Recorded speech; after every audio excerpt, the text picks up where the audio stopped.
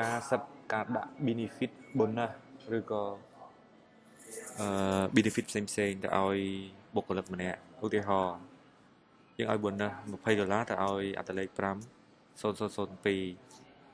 សម្រាប់ខែ1អូខេអញ្ចឹងយើងចូលទៅក្នុង profile យើងវាយ5002អត្តលេខរបស់គាត់យើង right click មកយើងយកពាក្យ bonus control B ហើយយើងចុច new ហើយយើងរើសយក bonus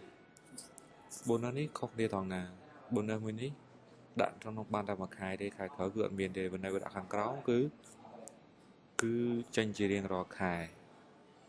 អូខេឧទាហរណ៍ខ្ញុំដាក់នេះចេញជារៀងរាល់ខែមូលហេតុបានចេញជារៀងរាល់ខែមូលហេតុអីបានចេញតែមួយខែហ្នឹងចាំខ្ញុំប្រាប់នៅទីទៀតអូខេយើងអាចដាក់$20អូ$10ឲ្យគាត់អូខេចុច sell អូខេ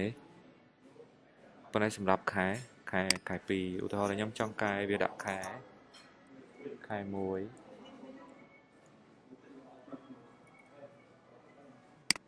អូខេសម្រាប់ខែ1ទៅអញ្ចឹងពេលយើងគណនាប្រាក់ខែគាត់យើងគណនាប្រាក់ខែគាត់